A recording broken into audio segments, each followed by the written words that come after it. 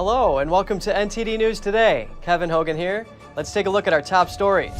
Lawmakers racing to avoid a government shutdown. They're set to vote on it today, just hours before the deadline, and they're preparing for a number of other major votes in the weeks ahead, too. No timeline yet for implementing the Osha vaccine law, even though it's been weeks since the White House made the announcement. This while nearly 200 healthcare workers in Minnesota sue their employers over vaccine mandates. Residents on Louisiana's southeastern coast continue to struggle a month after Hurricane Ida. Some are still without power or running water. And in Pittsburgh, the first meeting of the U.S.-EU Trade and Technology Council is underway. Delegations from both sides have agreed to further talks to address various trade issues.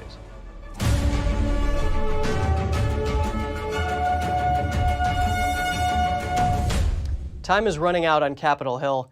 The government is set to run out of funding at the end of the day. But the Senate Majority Leader says they've reached an agreement with Republicans to avoid a shutdown. NTD's Jessica Beatty reports. Senate Majority Leader Chuck Schumer says Democrats have reached an agreement with Republicans to keep the federal government funded. He spoke from the Senate floor Wednesday. We have an agreement on the CR, the continuing resolution to prevent the government shutdown, and we should be voting on that tomorrow morning. The House is expected to take it up after the Senate. Funding for the federal government expires at midnight. Democrat leaders projecting confidence there will not be a shutdown. But it's not the only thing on lawmakers' to-do list. The House is scheduled to vote on a bipartisan infrastructure bill as soon as Thursday. But a day earlier, House Speaker Nancy Pelosi left the door open that the vote might be delayed if it looks like it won't pass. Progressives threatening to block the bill if there's no deal on the separate $3.5 trillion social safety net package, too. If you just did the infrastructure bill, that's 9% of what the president wanted to get done. If we do have a vote, then we'll vote it down and we'll continue the negotiations so that we can actually deliver the entirety of the president's agenda. Pressure now being placed on two Senate moderates who say $3.5 trillion is too expensive. Senator Joe Manchin says the two bills should be considered separately. All we need to do is pass the bipartisan infrastructure bill, sit down and start negotiating in good faith. Senate Republican leader Mitch McConnell saying many of the provisions of the larger bill will reward U.S. adversaries by increasing energy dependence on countries like China and Russia. To give just one example, the Democrats are drafting blunt mandates for more solar panels. Somebody should tell our colleagues that China currently supplies about 3/4 of the world's solar panels. The fight over the debt limit also ramping up. The U.S. government's expected to run out of cash around mid-October unless lawmakers raise the nation's borrowing limit. Jessica Beatty, NTD News. Delegations from the United States and the European Union met in Pittsburgh yesterday. The two sides have agreed to further trade and technology talks and to find solutions to various trade disputes and challenges. Here's more. Top trade officials from the United States and the European Union met Wednesday in Pittsburgh, opening the first meeting of the U.S.-EU Trade and Technology Council. Commerce Secretary Gina Raimondo and Trade Representative Catherine Tai led the U.S. delegation, accompanied by Secretary of State Antony Blinken. Business has to be at the table, designing the curriculum, and quite frankly, committing to hiring the people that come out of the training programs. Whether it's a community college or some other effort, business has to step up and hire folks. By the way, even if people don't check the box, 4-year college degree, perfect resume. That's an old-fashioned way of hiring. We in the public sector need to fund training initiatives, and the private sector needs to modernize the way it hires and agree to hire folks that come out of this training as long as they have the requisite skills and competencies. During the two-day talks, consensus was reached to continue the work of the 10-year expert panels. The working groups are tasked with deliberating matters ranging from climate to clean tech and technology standards to various global trade issues. These include U.S. tariffs on EU steel and aluminum imports and a unified stance against predatory Chinese business policies. In a joint statement released after the discussions, both sides recognized the need to maintain investment screening and export controls and affirmed their intention to develop artificial intelligence systems that respect universal human rights and shared democratic values. More than ever before, the true wealth of a nation is found in its human resources, and the potential for a country or a group of countries to fully unleash those resources to meet their full potential. And that's ultimately what this is all about and what we're trying to get at today, particularly how we do that more effectively and more equitably in the tech space. The working group on export controls is scheduled to meet again late next month. The Pittsburgh talks came as the Biden administration seeks to soon complete a review of the Trump administration's trade policies toward China. The gathering reportedly provided an opportunity for the White House to renew its push for greater coordination against Beijing's coercion. The White House said yesterday that it's not clear when the new rule requiring tens of millions of private sector workers to get the vaccine will go into effect. And litigation over the vaccine mandate is kicking off in Minnesota.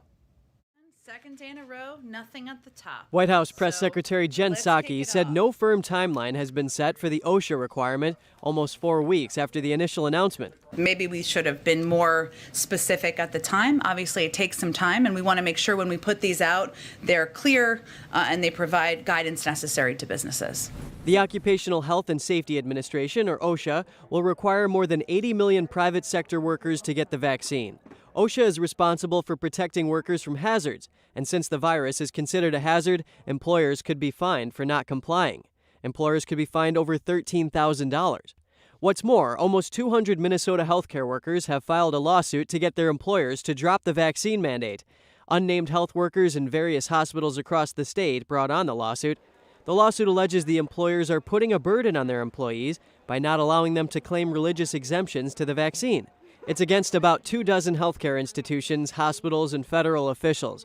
These defendants didn't immediately respond to a request for comment. And on the West Coast, Los Angeles was set to vote on a vaccine ordinance on Wednesday.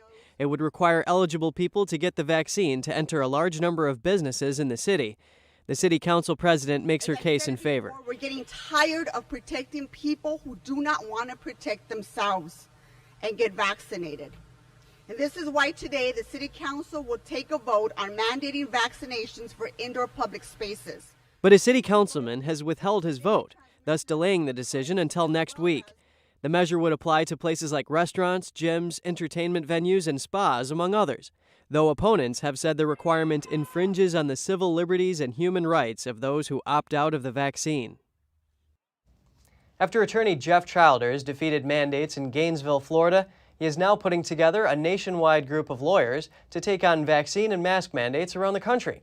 Childers saved workers in Gainesville from termination for refusing the COVID-19 vaccine and also defeated a mask mandate. He's using the momentum from his wins to help other lawyers. So far, 40 lawyers have joined the group. Childers says workers are being treated like property. He says workers are free citizens and that the city works for them, not the other way around. A New York State physical therapist has been given a temporary religious exemption from a COVID-19 vaccine mandate and is trying to get a judge to uphold the exemption. So I'm on a temporary accommodation until the final ruling comes down. If they were to come down and say that they were not allowing religious exemptions, our facility will go through and review all of the ones that they've granted already. And if I don't get the vaccine, then I would be terminated from my position. Most of my religious exemption was based on the fact that, like I said, I was a COVID provider for the last year and a half. I didn't come down with it. I believe that God protected me the whole time that I was in the hospital, and I worked every day, throughout 2 spikes that we've had in our area. Petty has been a physical therapist for 15 years. She works at a small hospital in Bath, New York. Workers terminated for refusal to be vaccinated are not eligible for unemployment insurance without a doctor-approved request for medical accommodation. Petty doesn't consider herself an anti-vaxxer. She believes the vaccine is useful for certain populations. Petty said that if the judge rules against religious exemptions and she loses her job, her family would face a few rough months, but would ultimately be okay. Debate is still ongoing over the need for a booster shot against COVID-19. Yet a recent poll reveals public misconceptions about vaccine efficacy. The survey finds that most Americans overestimate the risk of COVID-19 hospitalization. Here's more. A Gallup poll released this week suggests that Americans tend to overestimate hospitalization rates for COVID-19. According to survey results, some 92% overstate the risk that unvaccinated people will be hospitalized, while 62% overstated the risk for the vaccinated population. Looking at political parties, the poll finds that over 40% of Democrats believe at least half of unvaccinated individuals who contract the virus will be hospitalized, compared to just 22% of Republicans and 26% of independents believe the same. Gallup notes the accurate hospitalization rate for the unvaccinated is less than 1%. Only 2% of Democrats responded correctly, along with 16% of Republicans. That 1% figure echoes data provided by Johns Hopkins University. It shows a mortality rate of 1.6% in the United States, meaning more than 98% of those who get infected survive. Gallup poll concludes that Democrats are more likely to overstate hospitalization risks for unvaccinated people, which may fuel their efforts to enforce both mask and vaccine mandates. At the same time, Republicans overstate risks to vaccinated people, leading to very low vaccine efficacy estimates. The pollster surveyed more than 3,000 Americans in August, but did not provide the margin of error for the poll findings. The Texas Secretary of State's office is carrying out a forensic audit of 2020 election results in 4 large counties. Phase 1 of the audit is already in progress. Texas Governor Greg Abbott said the audit began months ago, but wasn't announced. The review was made public after an Arizona election audit uncovered multiple problems, and after former President Trump wrote Abbott a letter saying that Texas residents want an audit too. Harris County Judge Lena Hidalgo is a Democrat, and she says she's doing everything in her power to stop the audit. She says it will take trust away from the election system and take time away from more important government business. Abbott told Fox that every aspect of government undergoes audits and asked why auditing elections should be seen any differently. A month after Hurricane Ida hammered Louisiana's southeastern coast, residents continue to struggle. Some are still without power or running water. NTD's Andrew Thomas reports. They're always coming out to cross the street. Audrey Trufant-Salvant lives in the small Louisiana town of Ironton. Her home sits on an island in a sea of mud and marsh grass. The day that they allowed folks to come back in here, it was like a funeral. It was just heartbroken, because we had seen devastation before, mainly Katrina, but we had never seen anything like this.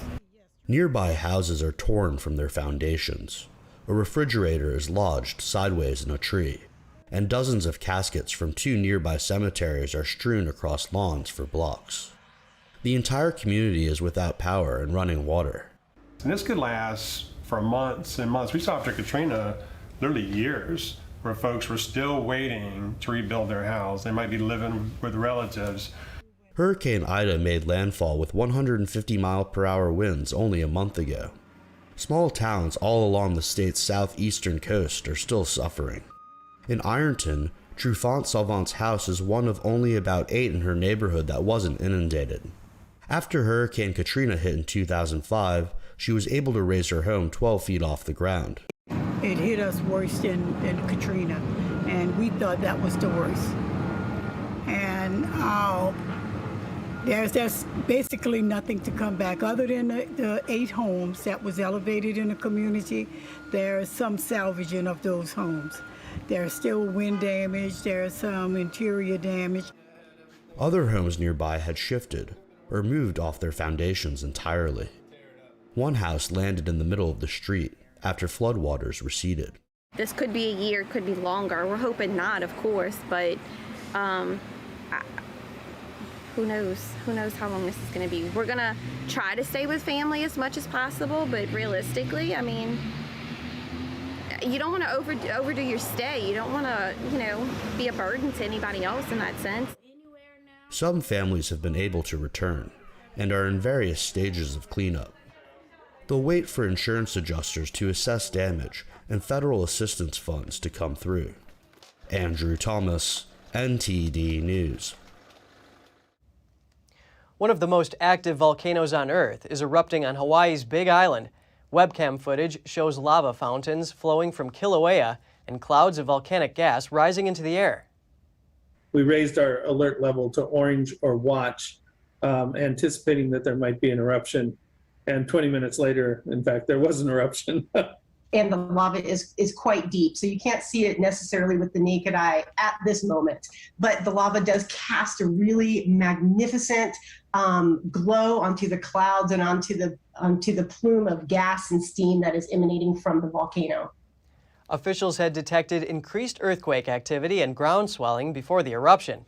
The volcano's alert level has been raised to warning and the aviation code changed to red. Kilauea had a major eruption in 2018 that destroyed more than 700 homes and displaced thousands of residents. Before then, the volcano had been slowly erupting for decades, but its lava avoided densely populated residential areas. The same area has been home to a large lava lake at various times in the volcano's eruptive past.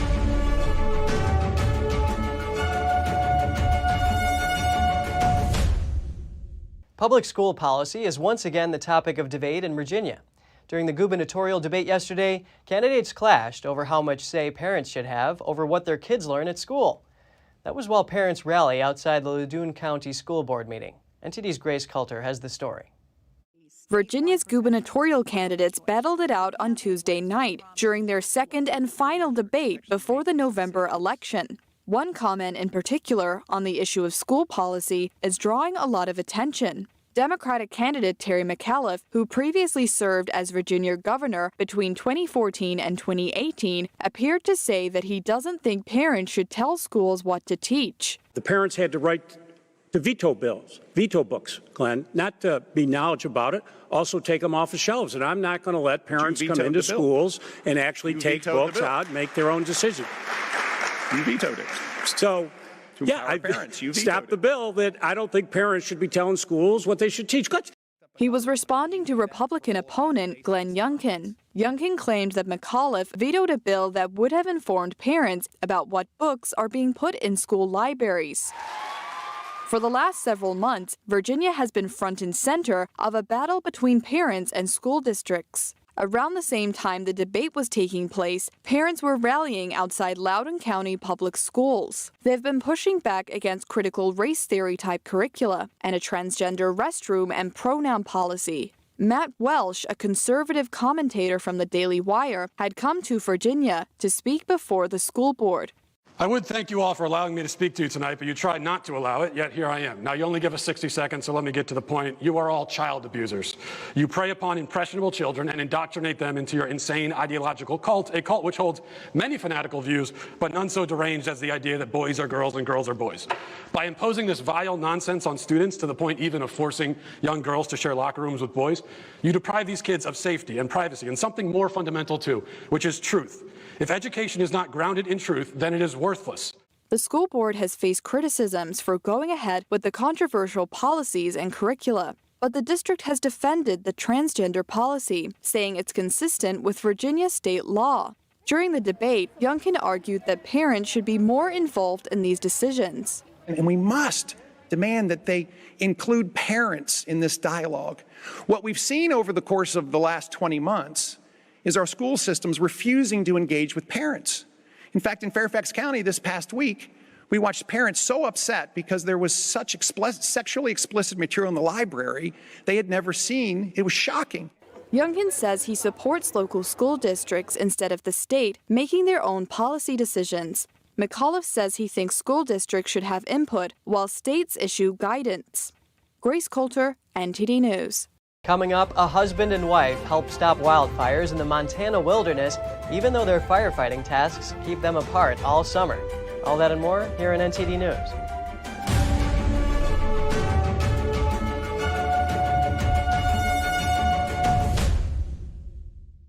Beyond Facelift MediSpa specializes in delivering non-surgical cosmetic treatments and medical aesthetic services, now featuring All Therapy, a non-surgical skin tightening FDA-approved procedure. Call 646-306-2348. 1 in 3 adults has pre-diabetes. That means it could be you, your dog walker, on your left, your cat jogger. With early diagnosis, pre-diabetes can be reversed. Take the risk test at doihaveprediabetes.org. We're becoming more and more urban. We lose our connection with nature.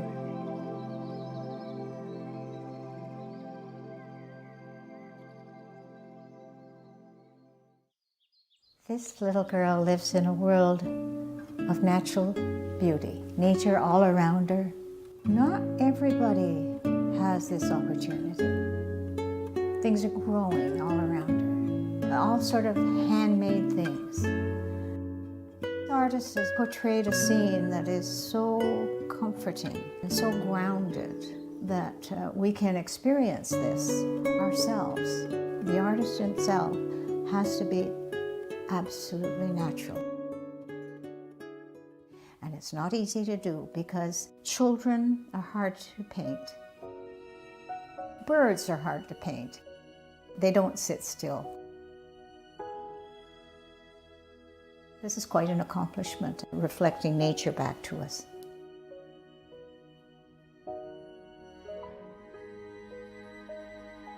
It's just a pure, natural painting.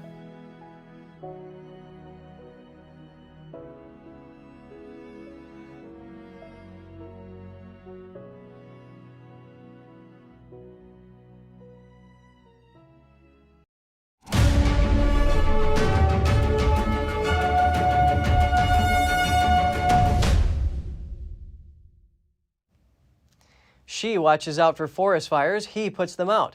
A husband and wife spend their summers apart, but united in fighting the ever-worsening forest fires. Husband and wife Mark and Samsara Duffy have spent years fighting wildfires. Right now I'm using binoculars to scan for forest fire starts and be able to see them as early as possible and get them turned in. Getting out and fighting fire and feel it's an important task, an important job to be done. I feel a pretty good sense of accomplishment when we're able to get on a fire and catch it and put it out. This is how the Duffys spend their summers, apart, unable to see each other for weeks on end, but united in fighting the ever-worsening forest fires. For 25 straight summers, Samsara has been retreating into the wilderness to work as a fire lookout. A one-room cabin gives her a 360-degree panorama of the Montana wilderness below.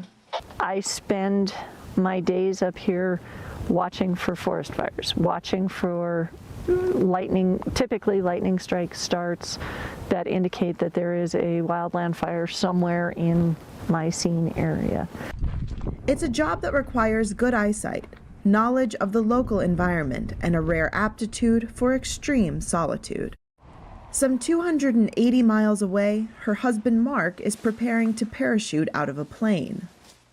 He is part of an elite squad of some 320 Forest Service firefighters known as smoke jumpers, first responders who plunge from planes to tackle remote wildland fires. Fire call comes in, you pretty much drop if you're on the load, drop everything you're doing and you come and put your stuff on and get on the airplane.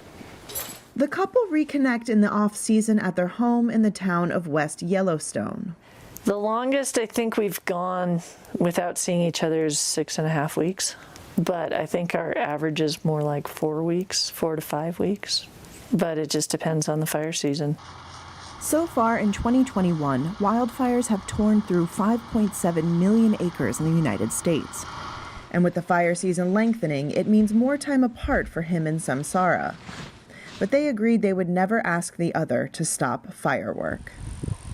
The parts of our getting married was I'm continuing to be a lookout, he's continuing to be a smoke jumper. We're both busy all summer doing what we both enjoy and what we like to do, and to help both with the resources and to participate in being outdoors as we both do. We were both in these jobs before we got together, so it was never even a thought that either of us would stop doing what we do. Need to find the latest information about wildfires? Google it. Google is adding a new wildfire layer to Google Maps. You'll be able to see the latest details about multiple fires all at the same time. The company says they'll have most major fires that cause significant evacuations, along with a number of smaller fires. There will also be links to things like emergency websites and information about evacuations, along with data about containment, number of acres burned, and road closures. The wildfire map layer will be available on Android smartphones this week and on iPhones and computers in October. There have been nearly 43,000 wildfires in the U.S. so far this year. A nonprofit organization is donating toys to children who lost all theirs in wildfires. This time, they are helping children in California who were impacted by the Caldor fire. Here's NTD's Eileen Ng with more. Ashley Smith started Ashley's Toy Closet when she was 8 years old, after she lost her house to the Angora fire in 2007. Now at 22, she's still giving out toys, this time to children impacted by the Caldor fire in California's Grizzly Flats. That big pink truck out there was full of toys, so we estimate between 10 and 15,000 toys, and it was all for them. She and her organization have been covering every West Coast fire. We do donate to kids, toys to kids that have lost single house fires, Christmas, birthdays. We kind of do it all, so I have a stockpile of toys, I like to call it. In the future, Smith hopes to have an East Coast chapter of Ashley's Toy Closet to help children impacted by hurricanes. One resident who was helping at the toy donation said she lost her home to the fire, but she's present to help her community. I'm another one. I love helping people. An elementary school named after her husband, Walt Taylor, was destroyed by the fire. He passed away 10 years ago. He was big into community, doing things for the community. So, and I think that's why, because he was in Fire Safe Council, he was in the fire department, you name it, he was in it. Another organization was helping victims of the Caldor fire. Today we were able to do everything from children and baby needs, clothing, shoes, hygiene, household necessities. Gem and Be Strong department has family necessity boxes, which is also accumulated a liquid IV, sanitizer, socks, towels, and a little blanket. They also offer camping gear and groceries. They are there to help people get through the first phase of recovery until FEMA steps in. And then we'll work on our phase 2, which will be stuff to help people rebuild their homes and hopefully do tool drives. We don't promise anything like that. We just try to step into that category and work towards it. And usually it happens, and sometimes it's great and sometimes it's not. Jernberg said they plan to go to the Fawn Fire in Shasta County next to help the evacuees. Eileen Ng, NTD News, California.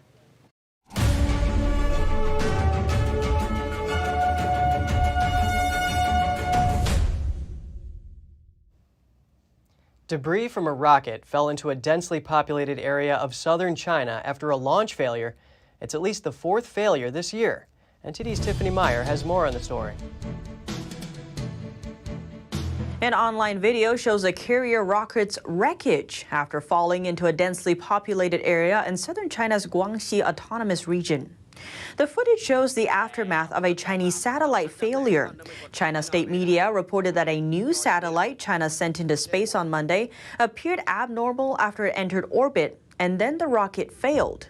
It was launched from southwestern China's Sichuan province. The video shows a big chunk of the wreckage turning in the air. There is no evidence that the U.S. ban of high-end chips to China is related to the failure, but it is a fact that before the ban, failed rocket launches were rare. But after the ban was introduced, many more failures were reported from China. Earlier this month, a rocket failed to bring a satellite into orbit in China's northwestern Gansu province, and there were 2 other similar incidents this year. Launch failure is not the only problem. Another issue is more worrying for the people on the ground, a chance that the rocket's wreckage could fall onto their homes. In 2019, a rocket's wreckage fell on houses, causing a fire. And 3 years ago, a rocket wreckage even caused an explosion. Some unsavory news from China. 3 pet cats that tested positive for the virus were put down by authorities despite their owner's objection. It happened in the northeastern Chinese city of Harbin, where a new surge of the virus outbreak has struck. The incident triggered anger on social media in China. Some people see it as needless slaughter. Chinese state media Beijing News reported on Tuesday the owner of the cats was diagnosed with the infection last week. Local health officials then euthanized her 3 cats, which also tested positive later. A virologist said the cats didn't have to be killed. She said it doesn't seem very realistic that the cats would be a risk for their owner to recontract COVID. Scientists also say there's no evidence that pets play a major role in spreading the virus to people. Some Chinese social media users posted online saying, "I disagree with this approach." And to put it bluntly, it's a crude, simplistic, and lazy form of management, just in order to dodge responsibility. Beijing News deleted its report from its social media channels on Wednesday. The city of Harbin went into semi-shutdown last week, and as China's week-long national holiday approaches, the city's residents have been told to stay home and avoid travel. Multiple infection clusters emerged in the provincial capital of Harbin in the past week, yet local officials said on Tuesday the source of the latest infections still remains unclear. Beijing has punished 9 local officials for failing to contain the outbreak. The UK is reportedly forcing a Chinese business to sell its stake in a nuclear power station. This, as relations between London and Beijing cool off, and the UK takes another look at Chinese involvement in its critical infrastructure. NTD's Patrick Hayden in London has more. China's CGN currently owns a 20% stake in a proposed nuclear plant in the UK called Sizewell C. Having China deeply involved with critical infrastructure is an ever-increasing security concern for the UK government. The Financial Times reports the government plans to force the sale of the Chinese stake. We should never have got ourselves into the deluded belief that the only way the UK could raise capital for its long-term economic and energy mix for the future was to turn to China. CGN is a US blacklisted company and is considered to have ties to the Chinese military. The UK government has been slower to recognise the security threat. Forcing the sale of the Chinese ownership will likely mean the government will own the stock, while a decision is made how to structure the company. But look, let's be clear, the IPO is just one of the many inventive ways we have of being able to raise capital in this country. As the global hub of international finance, we can, with some ease, find access to capital markets necessary to build these infrastructure projects. Armstrong says the UK should spread its investments across smaller nuclear plants so there is enough nuclear power to support renewable sources. But there are now more options on the table than ever before. The advent of small and medium-sized reactors offer the ability to create low-risk, spread-out energy mix that can make a good local solid contribution without the need to resort to mega investment packages that have sent us into the arms of China. CGN's 20% stake in the nearly $27 billion plant is worth nearly $5.5 billion. Patrick Hayden, NTD News. Just ahead, Western Europe's highest mountain shrinks. The giant wonder of nature might be a little shorter, but it still takes 2 days of climbing to reach the top. Sculptures at Florence's popular Piazzale Michelangelo undergo diligent restoration. The works include a copy of Michelangelo's iconic David. Stay tuned to find out more.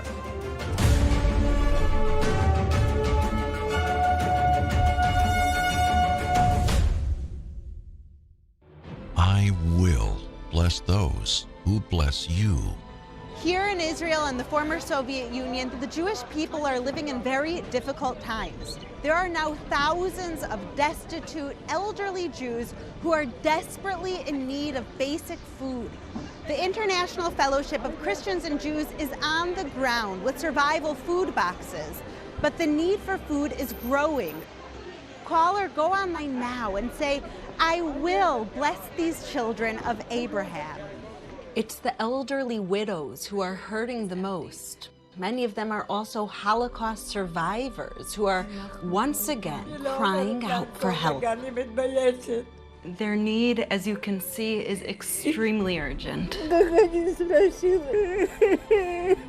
Right now, you can give a gift of life of $25 that will help rush an emergency food box to an elderly Jewish person who doesn't have enough to eat.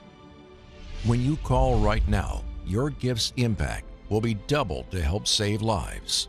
For over 35 years, this trusted ministry has given Christians like me a way to tangibly bless Jewish people who are in need throughout the world. Wherever in the world the Jewish people have the greatest need, our spiritual mandate is to feed the hungry, and to care for the widows and orphans. Together, we bring them comfort and love, but just as important, we bring them this life-saving food box. When you call right now, your gift's impact will be doubled to help save lives. Without your response, their pain and suffering will continue. Call or go online now and say, I will save a life. I will bless and comfort the Jewish people.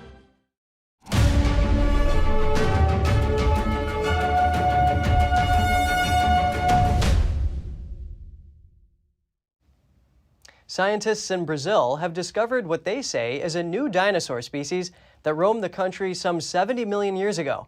They have put together a model of the carnivorous creature. The bipedal predator had strong legs and short arms. It was about 16 feet long and had a strong, rigid tail.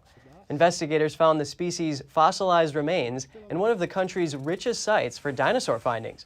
Researchers identified the dinosaur's vertebrae and pelvis, but they're still doing more research on other parts.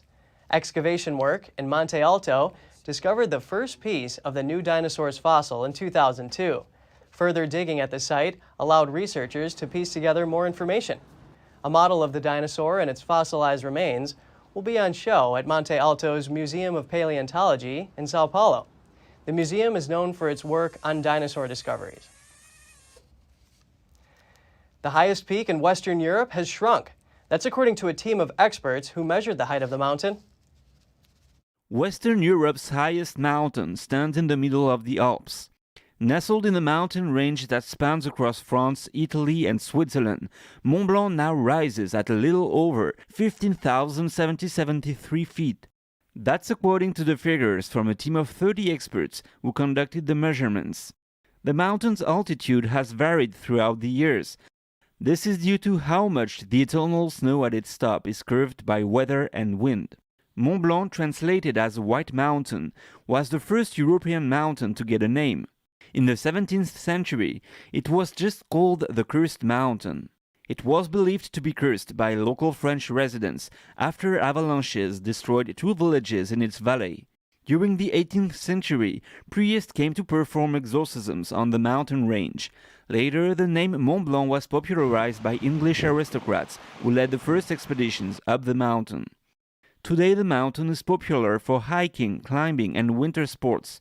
It takes 2 days of climbing to reach its summit and admire the landscape. The iconic sculptures at Florence's Piazzale Michelangelo are undergoing careful restoration, part of a larger project in the Tuscan city. NTD's Andrew Thomas has the story. Tourists often make the trek to Piazzale Michelangelo for views of the city and its nearby Arno River. Soon, the vantage point might get even more spectacular. Careful restoration is underway on the plaza's monument, dedicated to Italian sculptor Michelangelo. The locale includes a bronze copy of Michelangelo's David. La storia della copia del David. The history of the copy of the David dates back to around 1840, when with Leopold II, Grand Duke of Tuscany, it was decided to make a copy of the marble David that was in Piazza della Signoria, a very famous masterpiece by Michelangelo that had preservation problems and had to be put indoors, but the project took a very long time. Problemi di conservazione, doveva essere ricoverata in interno, ma la gestazione fu molto lunga. Restoration work began earlier this year in April and is being led by architect Tommaso Muccini. First of all, we start with a pre-wash for the bronzes in order to remove the more superficial patina chemical coating. Also because we need it in order to understand the state of deterioration of the metal. Regarding the marbles, the superficial sediments that are easier to detach are removed. And after that, we start to assess the crack patterns if there are any. While the bronze David remains at Piazzale Michelangelo, the 4 other statues have been transported to a Florence workshop. Restorer Nicola Salvioli says they're now carefully removing sedimentary materials. Afterwards,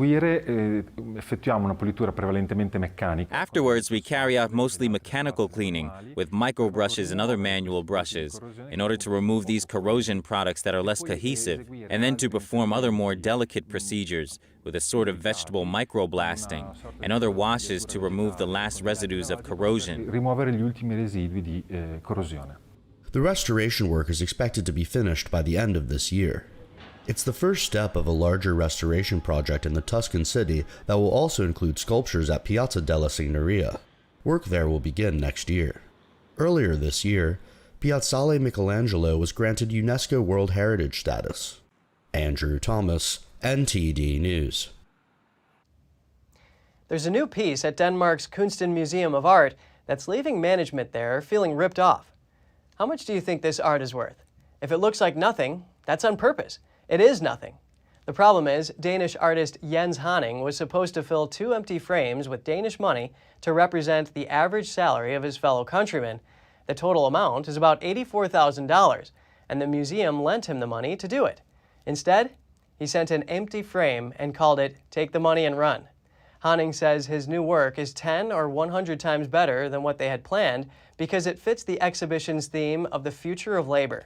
The museum doesn't think so and has set a January deadline for Hanning to pay it back or face possible legal action. You're going to have to work a bit harder to bring home the bacon. The price of the much-beloved cured pork product is higher than it's been in the last 40 years.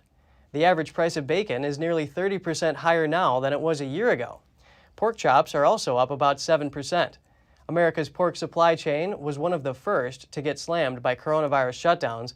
The Biden administration is blaming the cost hikes on monopolies within the meat industry. It plans to offer pandemic assistance to small producers, farmers, and workers, but market analysts warn don't expect pork prices to go down anytime soon. With winter just around the corner, it's time for bears to start layering up for hibernation, which means it's time for everyone's favorite annual contest. Fat Bear Week is back. It's that time of the year again. Fat Bear Week at Alaska's Katmai National Park is here, and only the fattest bears need apply. Hey, really? Is this the fattest bear shot we could get? I mean, I'm talking about fat bears. Whoa, now that's what I'm talking about. Yowza. Hey, listen, there's no fat shaming going on here. Experts say for bears, fat equals survival. The bears at Katmai are packing on the pounds to prepare for hibernation, and once again, the park has turned it into a March Madness-style contest, pitting the bulky bears head-to-head, and anyone can vote for their favorite husky competitor. Like Bear 151, who made this stunning transformation in a matter of months, or the 1,400-pound Bear 747, last year's monstrously chunky champion. Voting is open now and concludes on Fat Bear Tuesday, October 5th. Now is the time to book your Thanksgiving and Christmas getaways if you haven't already. Expedia has released its holiday travel forecast.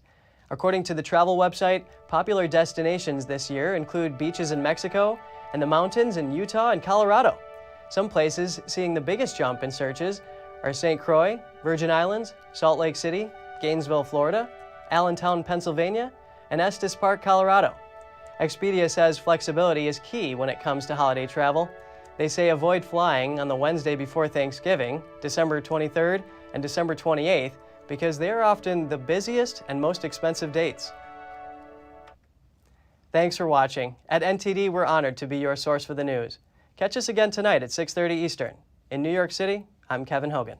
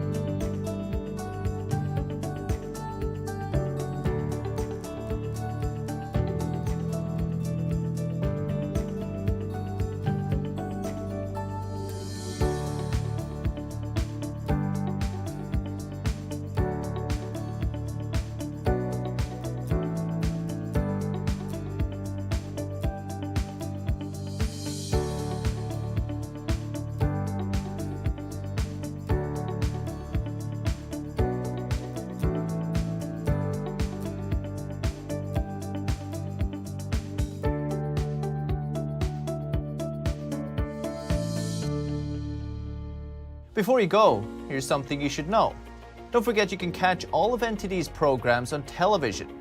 NTD Business premieres live Mondays through Fridays at 5 p.m. We broadcast to many of your favorite platforms, Apple TV and Roku, for example. We're also rapidly growing on cable, satellite, and over-the-air all across the United States. Just go to ntd.com/.